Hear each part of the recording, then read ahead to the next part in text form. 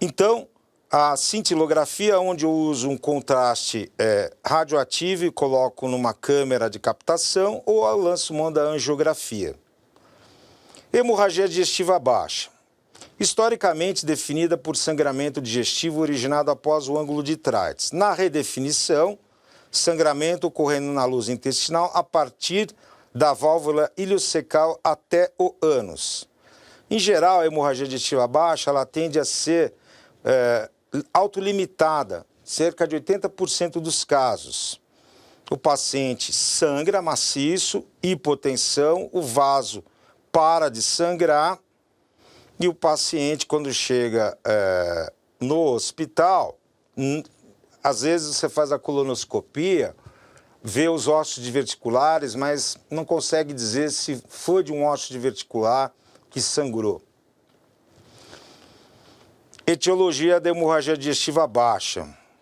Aqui eu tive um caso muito interessante, uma paciente de hemorragia digestiva baixa que sangrava maciçamente, mas maciçamente. Passamos o colonoscópio, deu moléstia diverticular dos cólons, mas como ela tinha comorbidades que impediam, vamos dizer assim, a lançar a mão de um tratamento mais agressivo, a gente foi contemporizando com o tratamento clínico. Mas ela recidivava o sangramento, até que na terceira colonoscopia, quando fui passar o colonoscópio, que olhei o canal anal, uma variz hemorroidária sangrava em jato. Coloquei um tampão de gelfan ali e levei para o centro cirúrgico, quando ela estabilizou, para fazer hemorroidectomia. Quer dizer, nem sempre o sangramento da hemorroida é bonzinho, aquele sangramento de enfilete no papel higiênico ou que suja o vaso sanitário com sangue vermelho vivo. Etiologia da hemorragia digestiva baixa. Bom, campeã de verticulose colônica, 5 a 42%. Isquemia da mesentérica, que irriga o colo, dando sofrimento de mucosa e sangramento, 6 a 18%. Patologia no retal, 6 a 16%. Fissura anal, hemorroidas internas, hemorroidas externas, são responsáveis por 6 a 16% dos casos. Por isso, da necessidade de examinar o paciente em toto. Não é só abdômen, é pelvis, né? Claro que com toda a metodologia adequada para não constranger o paciente. Neoplasias são responsáveis por 3 a 11% dos casos. Angiodisplasia, quer dizer, uma formação alterada dos vasos sanguíneos, de 0 a 3% dos casos, são também conhecidas como malformações arteriovenosas ou MAV. Pós a retirada de pólipos, 0 a 13%. Doença inflamatória intestinal, retocolite ulcerativa inespecífica, doença de Crohn, 2 a 4% dos casos. Colite actínica, que é pós a radioterapia de tumores. Outras colites, colite infecciosa, intestino delgado ou trato gastrointestinal superior, 3 a 13%. E causa desconhecida, 6 a 23%. Quadro clínico da hemorragia digestiva baixa.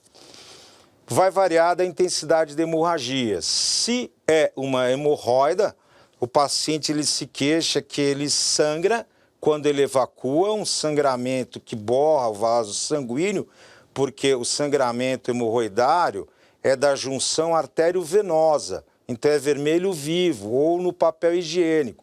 Mas pode acontecer, como no caso desse paciente que comentei com vocês, um sangramento maciço. Ou pode ser a enterorragia, no caso da doença diverticular dos cólons. A perda de volume aumenta a frequência cardíaca, né? Então, o paciente vai queixar para você que sente o coração batendo mais rápido.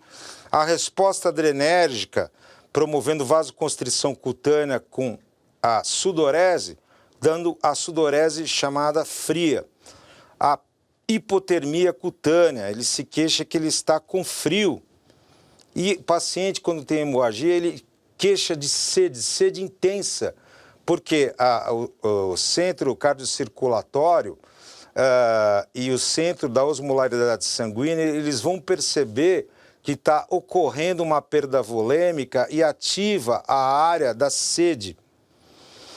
A presença de sangue vermelho vivo no vaso sanitário, no papel higiênico, a evacuação.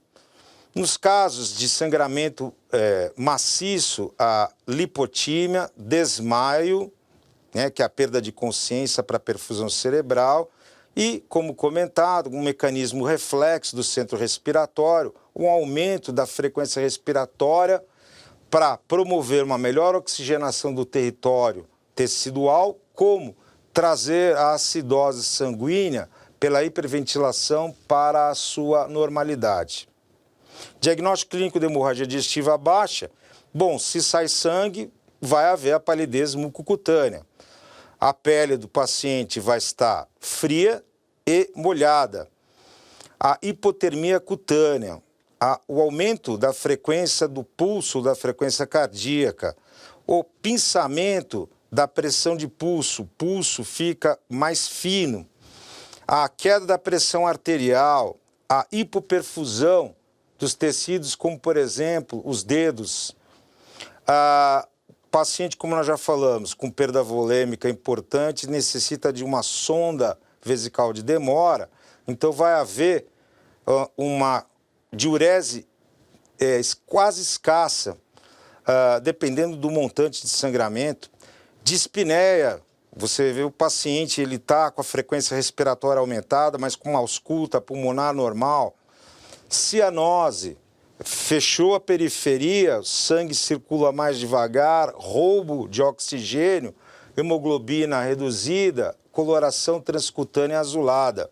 E o choque, que, como nós falamos, não é hipotensão arterial, mas é a perfusão inadequada dos tecidos e órgãos. Aqui a mensuração da perda volêmica é a mesma que nós comentamos no caso da hemorragia digestiva alta. O diagnóstico laboratorial praticamente igual, hemoglobina, hematócrito, a presença de eletrólitos, para não ser surpreendido com a perda de cálcio e magnésio, levando uma arritmia cardíaca, ou com alteração de sódio e potássio, levando a disfunção neuronal. As enzimas hepáticas, porque às vezes a queda da volemia é tão importante que leva a uma hipoperfusão da artéria hepática, levando a uma lesão de hepatócitos, ou dos canalículos biliares, que é gama-GT fosfatase alcalina, né? Ou do metabolismo hepático dos hepatócitos, alterando bilirrubinas. No caso, será um aumento da bilirrubina indireta. Proteínas totais e frações, né? Será que esse paciente tem uma albumina em bom nível para manter uma pressão oncótica intravascular? O coagulograma, ele é portador de uma coagulopatia de base, uma doença hematológica, ou ele usa medicamentos que alteram a sua coagulação sanguínea? A tipagem sanguínea, porque potencialmente todos estão passíveis da necessidade de uso de hemoderivados. Ureia e creatinina para avaliar a insuficiência renal aguda pré-renal. Proteína C reativa para ver se essa é uma retocolite que levou a um sangramento, alterando a proteína que sinaliza processos inflamatórios. Gasometria arterial venosa para avaliar o pH e o base excess. Dosagem de ácido lático, a ressalva já feita com relação ao metabolismo do fígado, do ácido lático, e outras origens de aumento de ácido lático. Urina tipo 1, que vai mostrar na insuficiência renal, a necrose tubular aguda, presença de cilindros. E a tromboelastografia e tromboelastografia rotacional, se esse paciente entrou numa coagulopatia de consumo, e eu vou precisar de instrumentos que vão me orientar, a bússola que me orientará para que componente de hemoderivado eu vou lançar a mão. Diagnóstico por imagem de hemorragia digestiva baixa, padrão ouro, colonoscopia. Tratamento clínico é a semelhança da hemorragia digestiva alta, com algumas mudanças, mas sempre o ABCDE, via aérea, respiração, suplementação catéter de oxigênio, circulação, acessos venosos calibrosos, se não consigo, acesso intraósseo, reposição de volume com cristalóides e hemoderivados, pacientes sem comorbidades, manter hemoglobina maior do que 7 gramas por decilitro e pacientes instáveis ou com fatores de risco, manter a hemoglobina em torno de 9 gramas por decilitro, com a ressalva para os pacientes com hipertensão portal hepática, né?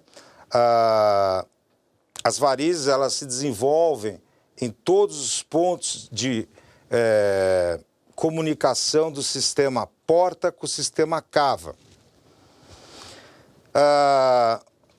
Se essa perda volêmica ocasionou um dano neurológico, e aí as medidas de proteção de vias aéreas serão outras, a exposição de todas as partes do corpo do paciente, lembrar da hipotermia, não esquecer de fazer o toque retal, né? Fazer um exame proctológico, né? Refazer o ABCDE e vamos tratar a causa. Reposição volêmica, semelhante à hemorragia digestiva alta, um bolos de fluido isotônico aquecido, 39 graus Celsius, no banho-maria, 1 litro para o adulto, considerar o que foi infundido no atendimento pré-hospitalar, no APH, observar a resposta do paciente à correção volêmica. Então, vai ser a melhora dos sinais vitais e a superfície, a perfusão digital, que vão refletir a perfusão tecidual de órgãos e sistemas. Infusão de grandes volumes de fluidos na tentativa de atingir pressão arterial normal. Atenção, não substitui o tratamento da etiologia do sangramento. Hemorragia classe 3 e 4, a gente deve lançar a mão da infusão de hemoderivados precoces para prevenir a coagulopatia e a trombocitopenia. Contraindicado o uso de bicarbonato de sódio para corrigir a acidose metabólica e sempre objetivar a ressuscitação balanceada. O mínimo de volume infundido para o máximo, vamos dizer assim, de retorno à homeostasia circulatória.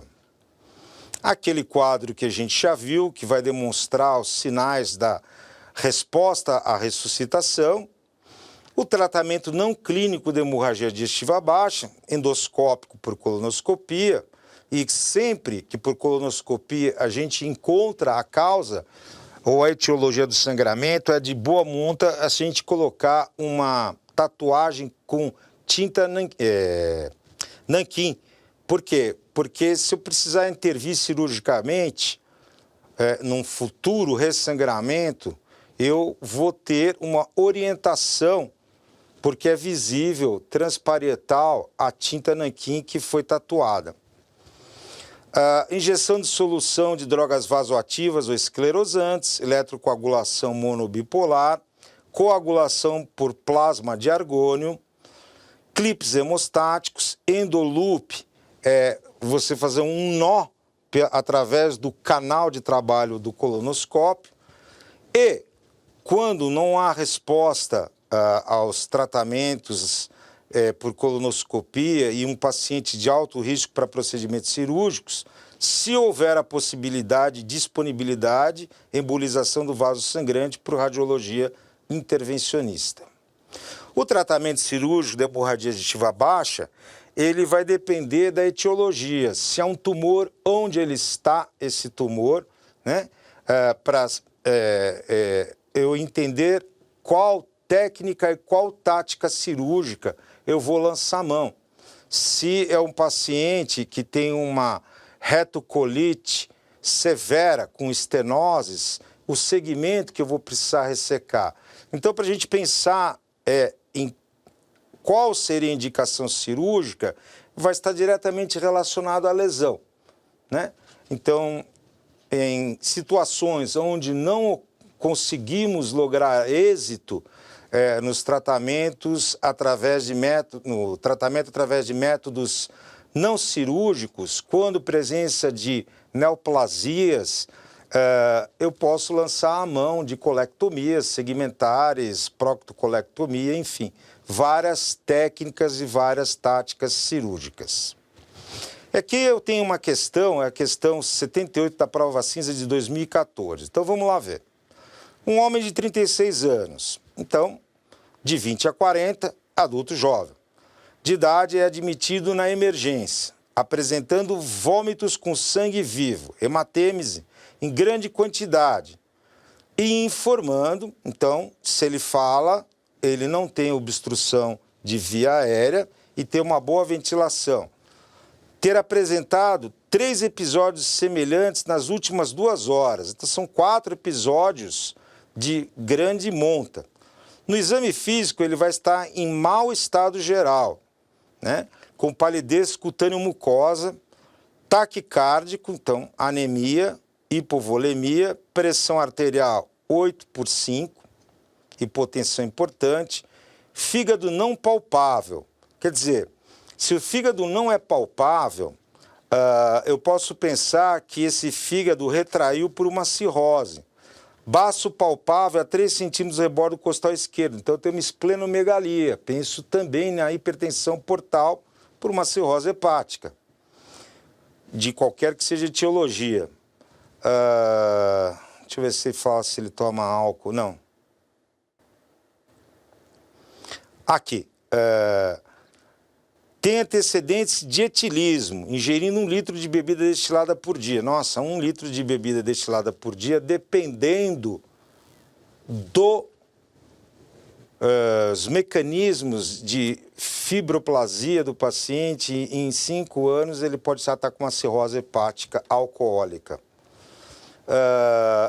Nos últimos 8 anos, a causa da hemorragia digestiva e o manejo inicial correto desse paciente são...